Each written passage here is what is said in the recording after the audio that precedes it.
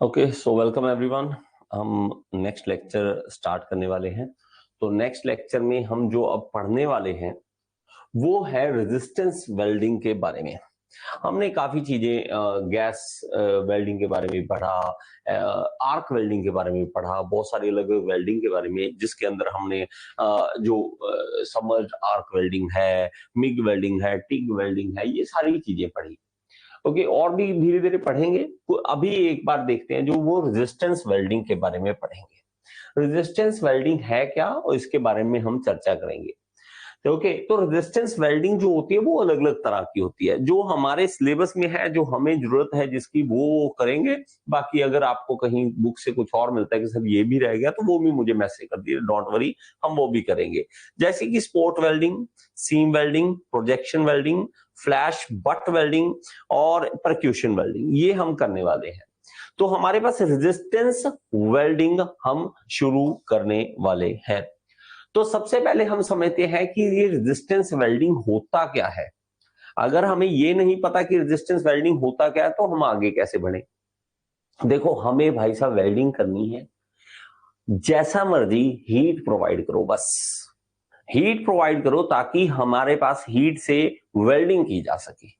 अलग अलग तरीके, अलग अलग, मतलब पता नहीं क्यों दिमाग ऐसी चीज है ना, नींद के वक्त ज्यादा चलता है, तो दिमाग में आइडिया आता है कि क्या किया जा सकता है। तो ये रेजिस्टेंस वेल्डिंग का दिमाग देखो किस तरह से। हमारे पास है इलेक्ट्रिक करंट, इलेक्ट्रिसिटी हमारे पास है, हमें इससे हीट प्रोड्यूस करवानी है। और हीट प्रोड्यूस कराने के लिए हमें क्या साधन लेना है, रेजिस्टेंस का। देखो, मैं यहां पे आपको समझाता हूं, थोड़ा सा चीजों को ध्यान से देखना, समझ आ जाएगा, डोंट वरी। यहां से मान लीजिए हमने एसी पावर सप्लाई दिया और इसको आगे सप्लाई दिया, यहां वाले इलेक्ट्रोड और एक इलेक्ट्रोड यहां पे, दोनों को इलेक्ट्रिसिटी का सप्लाई दिया। और हमारे पास दो प्लेट हमने यहां बीच में रखी, और दो प्लेट जब आपस में बीच में रखी जाती हैं, तो हमेशा कभी भी ऐसा नहीं होता कि कोई भी दो चीजें आपस में स्मूथली एक दूसरे के साथ अटैच हो जाएं। उसके बीच में एयर का गैप रहेगा ही रहेगा। और यही एयर का जो गैप है, यही जो एयर का गैप यहां पे आपको देखने मिलेगा, यहां पे ये एक रेजिस्टेंस को देगा। क्यों? एयर जो है वो रेजिस्टेंस पैदा करती है, रेजिस्टेंस देगा कौन? एयर। किसको देगा? इलेक्ट्रिसिटी को। इलेक्ट्रिसिटी को एक रेजिस्टेंस प्रोवाइड करेगा, और रेजिस्टेंस हीट प्रोड्यूस करवाता है। अब आपको सर इससे हमें फॉर्मूला हर बार हमने पढ़ा हुआ है, H is equal to I square R T, हमने ये फॉर्मूला पढ़ा है। इसमें अगर आप ध्यान से देखोगे तो हमारे पास क्या है, आई। आई मतलब करंट, मतलब हम हीट बढ़ा सकते हैं करंट बढ़ाने से, करंट हाई कर दो। और क्या कर सकते हैं, रेजिस्टेंस, अगर आप रेजिस्टेंस बढ़ा दो तो भी आप हीट बढ़ा सकते हो। और टाइम, कुछ टाइम के लिए दो, तो टाइम हो, रेजिस्टेंस हो और करंट हाई हो, तो हम हीट प्रोड्यूस कर सकते हैं। यहां पे जो टाइम है वो कम से कम रखेंगे, बहुत ही कम टाइम के लिए हम देंगे।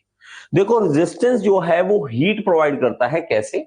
मैं आपको छोटी सी एग्जांपल देता हूं, उससे आपको समझ आ जाएगा, इस फोटो से आपको समझ आ जाएगा।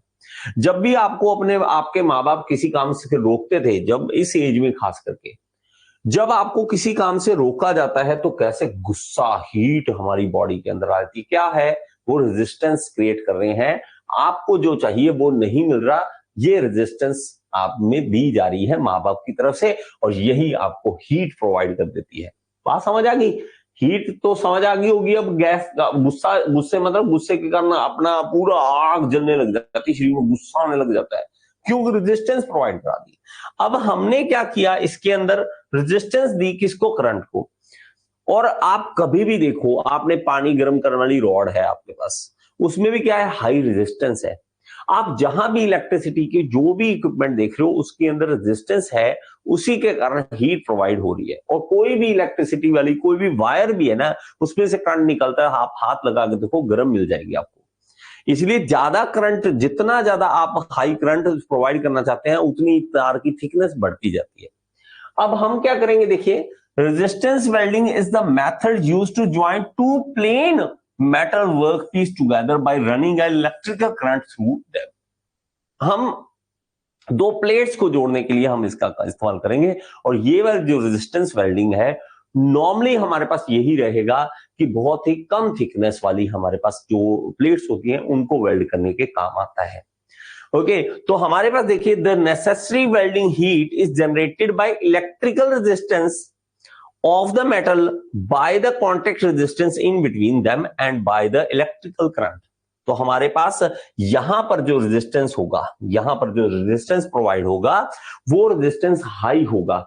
देखो, एक एयर गैप तो यहां पर बनेगा, ध्यान से देखना इस चीज को। मैं थोड़ा सा नहीं तो आगे भी मैं और पिक्चर में क्लियर करने की कोशिश करूंगा, और ज्यादा पिक्चर में क्लियर करने की कोशिश करूंगा। यहां पे भी आप एक बार देख सकते हैं, यहां पे देखोगे तो एयर गैप इस इलेक्ट्रोड और इस वर्कपीस के बीच में यहां पे भी होगा एयर गैप, इसके और इसके बीच में भी एयर गैप रहेगा, और इन दोनों वर्कपीस के बीच में भी एयर गैप रहेगा। लेकिन ये वाला रेजिस्टेंस जो है वो सबसे ज्यादा होगा इसके और इसके मुकाबले। यहां पे रेजिस्टेंस ज्यादा होगा और हीट प्रोवाइड ज्यादा होगी, यहां पर हीट प्रोवाइड ज्यादा होगी। और हम क्या करते हैं, इन दोनों को ऐसे जोर लगा के हल्के से 0.25 सेकंड के लिए हम वहां पे करंट, हाई करंट छोड़ देते हैं, और इस हाई करंट से यहां पे हीट प्रोवाइड होती है, अचानक से एक वेल्डिंग ज्वाइंट बन जाता है। 0.25 सेकंड क्या है, कुछ भी नहीं।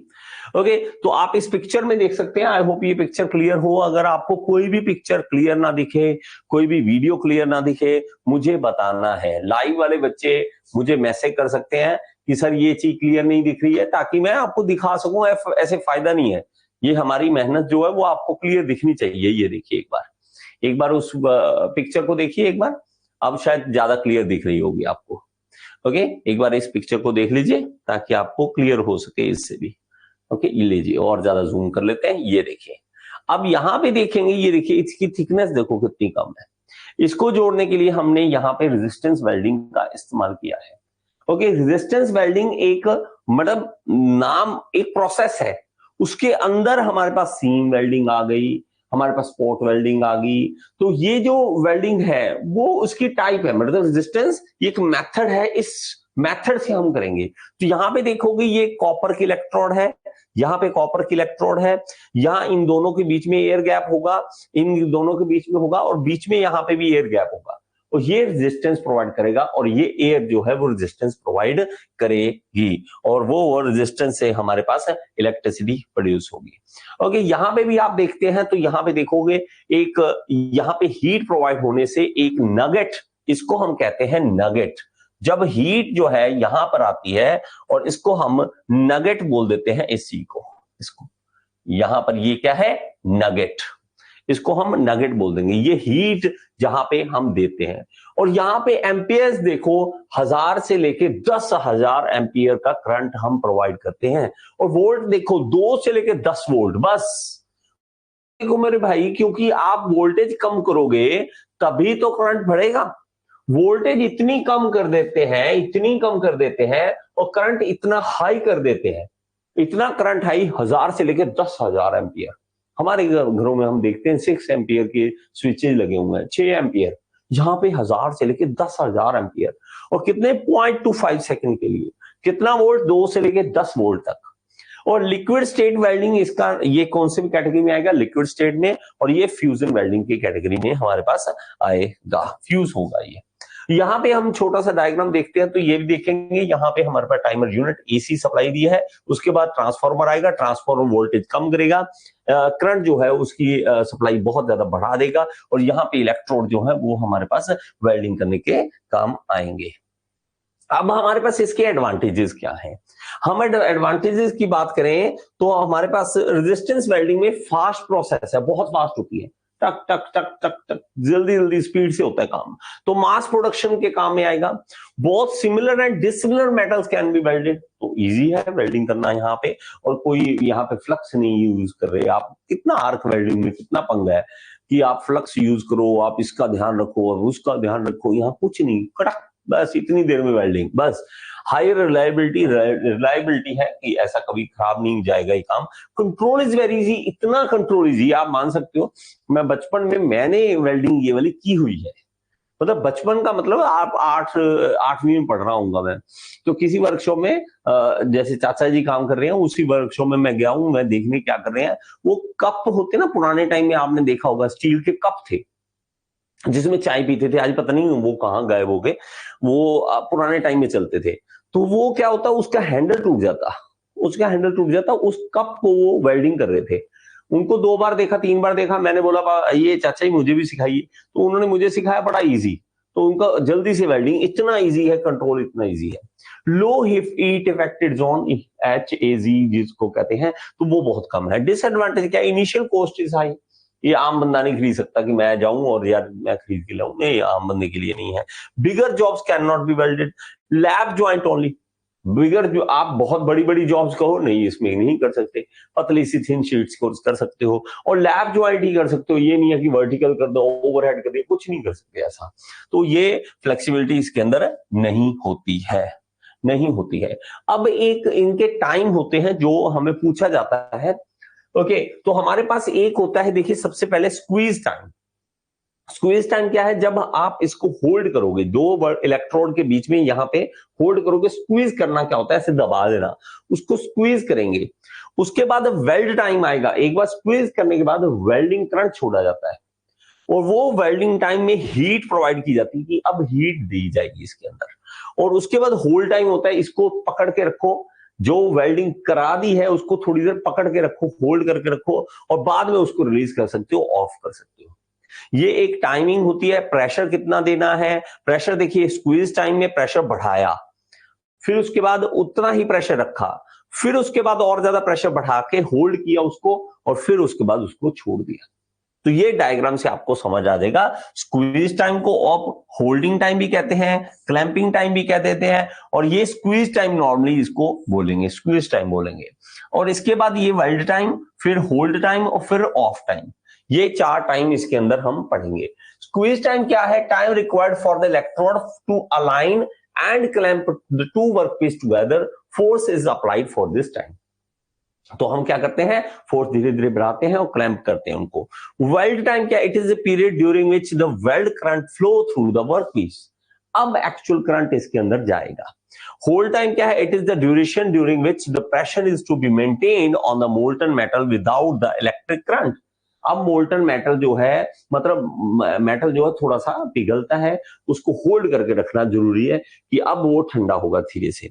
Of time, it is the time interval for the next welding. अब नेक्स्ट वेल्डिंग में जो टाइम वो ऑफ टाइम है उसका। तो हमारे पास ये टाइम इसके पढ़ने होते हैं हमें। तो हमारे पास फॉर्मूला हमेशा याद रखना है, I²RT। In resistance welding the thin sheets are welded by the application of heat and the pressure from the rocket arm. Okay, initially indentation is given and the further large clamping of a small time is provided and creates large amount of heat which is utilized for heating. ये सब कुछ मैंने आपको समझा दिया है, आपको English में लिखा हुआ यहाँ पे मिल जाएगा ताकि आप इसको लिख सको कभी। ओके, आई होप कि आपको ये वीडियो अच्छी लगी होगी, समझ आई होगी। अगर समझ आई है तो एक बार कमेंट बॉक्स में जरूर बताएं और लाइक का बटन दबा दिया करें। और अगर आप SSC JEE, RRB JEE, किसी भी JEE एग्जाम की तैयारी करना चाहते हैं तो आप कोर्स ज्वाइन कर सकते हैं, मेरे साथ लाइव पढ़ सकते हैं। All in one AE JEE course को ज्वाइन कर लीजिए। ये इस कोर्स का लिंक जो है आपको डिस्क्रिप्शन बॉक्स में मिल जाएगा, और यहाँ पे ऐप का लिंक दे रहा हूँ, ऐप जरूर डाउनलोड करें। इसके अंदर फ्री MCQs भी हैं जिसको आप अटेम्प्ट करके अपने SSC JEE, RRB JEE को क्लियर करने का सपना पूरा कर सकते हैं। Thank you so much.